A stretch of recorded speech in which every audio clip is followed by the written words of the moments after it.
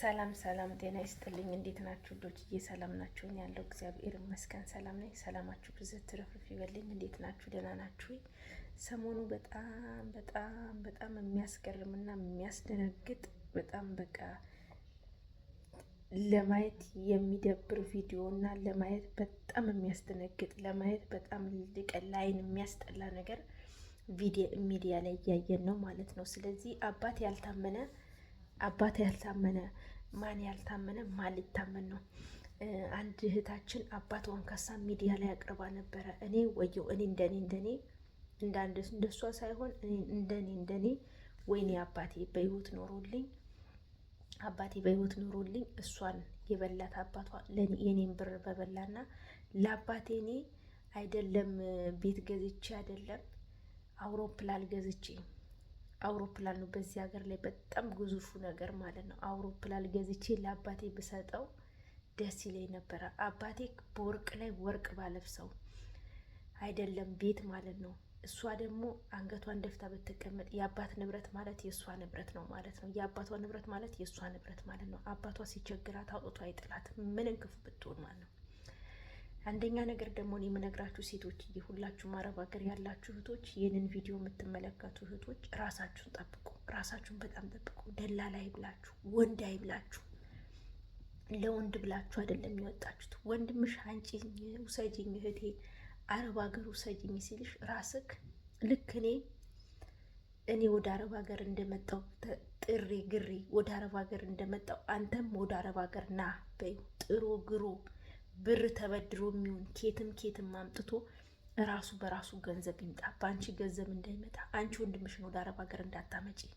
እንደገና ደግሞ ዘለሽ ደግሞ አንድ ፍቅረኛ ፈቀርኩ ብለሽ አመጣሃለሁ ብለሽ ወደ አረብ ሀገር ስታመጪ አታንጪ። ፍቅረኛም አታንጪ፣ ወንድም አታምጪ፣ ባልሽንም አታምጪ። ባልሽ ሊመጣ ካሰበ ራስክ በራስክ ፍቃድ ትኬት ቆርጠክ ውጣ ውረዱን ችለክ መሬትንም ሸጥክ የፈለግከው ነገር ሽጠክ ና በዩ። እዚህ ሲመጣ ራሱ ጠንክሮ ልክ አንቺ እንደመጣሽ ስቃይ ምናምን እንዳሳለፍሽ ያሳልፍ። እዚህ መጥቶ ድካምሽን ይረዳል። በድካም ስላልመጣ ግን በራሱ ገንዘብ ስላልመጣ ግን ምንም አይመስለውም። ወደ ሀገሬ ልመለስ በጣም ይከብዳል፣ በጣም ይከፋል፣ በጣም ይርባል፣ ወደ ሀገሬ ልመለስ ብሎ ወደ ሀገሩ ሊመለስብሽ ይችላል። ስለዚህ አንቺ ጠንካራና ትጉ ሴት ከሆንሽ አንቺ ጠንካራ ትጉ ኩሩ ሴት ከሆንሽ በጣም ኩሩና ጠንካራ ሴት ከሆንሽ ምን እንደምታረጊ ታውቂያለሽ? ባልሽን ወደ ሚዲያ ባልሽን ወደ ዱባይ ወደ የትኛውም ሀገር አትውሰጂ። ለባልሽ ገንዘብ አትላኪለት።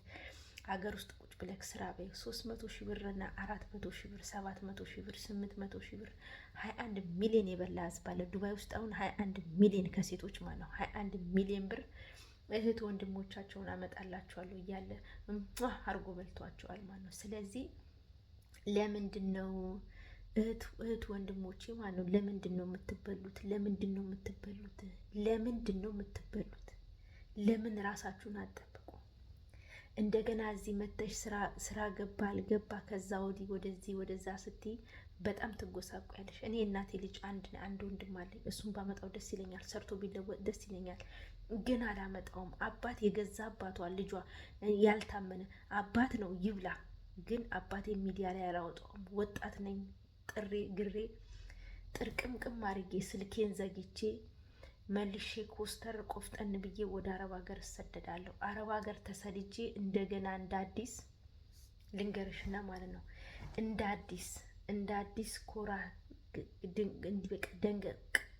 ነቃ ደንገጥ ብዬ እንደ አዲስ አዱ ብዬ እባብ አፈር ልሶ ድሜ በልቶ ተፈታትሮ ተገሎ ማለት ነው። ነፍስ ሰርቶ እንደገና ተመልሶ ተስቦ ይሄዳል ማለት ነው። አፈር ልሶ ተረግጦ ተመልሶ መሬት ላይ ከተጣለው እንጨት ላይ ካንጠለጠለ ይሄዳል ተነስቶ ማለት ነው። ልክ እንደዛ እባቧ አመድ ልሳ መልሳ እንደተነሳቿ እባብ እኔም ተነስቼ ልክ እንደ ባቧ እንደ አዲስ አረብ ሀገር እሰድድና አሁን እንደውም እሷ በ150 ብር ነው የሰራችሁ፣ ቤሩት ነው የሰራችሁ።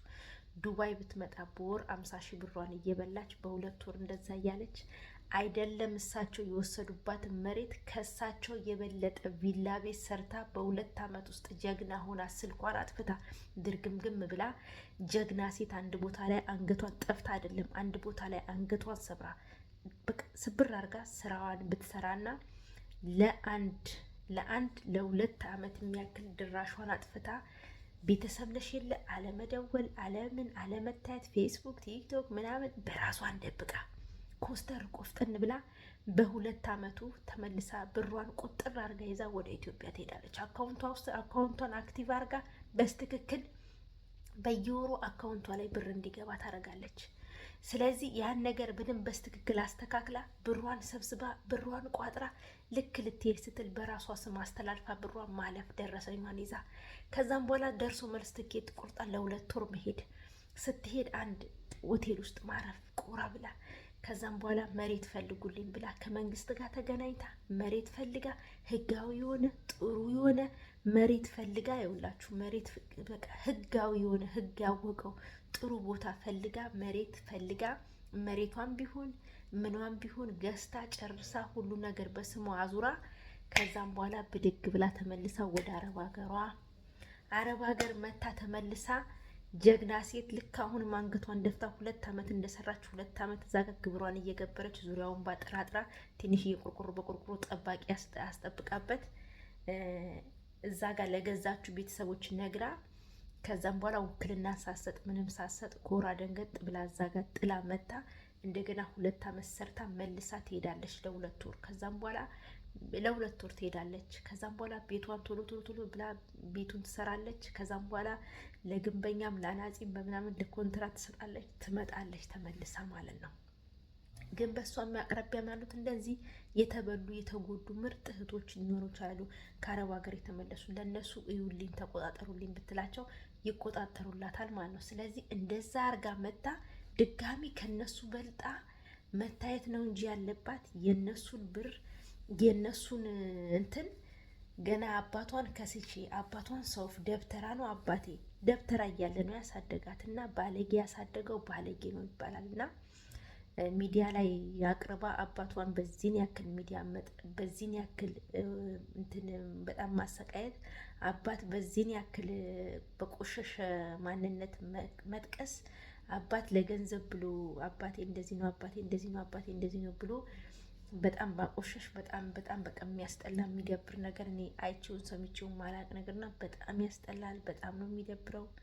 በቃ ሁሉ ነገር በጣም በቃ ይቀፋል ያለው ነገር ማለት ነው። እኔ እንዳየሁት በጣም ነው የሚያስጠላው፣ በጣም ነው የሚደብረው፣ በጣም ነው ምን እንጃ ምን እንደምላችሁ አላውቅም። ብቻ ሁሉ ነገር እና እህቶች ወንድሞቼ ማለት ነው ይሄን ነገር ከተመቻችሁ ምክሩን ከተመቻችሁ ሁላችንም በዚህ በቃ ይሄ ነገር እንደ ምክር አድርገን ነው ብንይዘው ሁላችንም ይሄን ነገር በቃ አርቀን ብንጥል አስተሳሰባችን ጥሩ ቢሆን ወንድ ልጅ ማንኛውም ወንድ ብር እንዳይበላ ማንኛውም ቤተሰብ እንዳይታመን አባት ያልታመነ ማንም አይታመንም።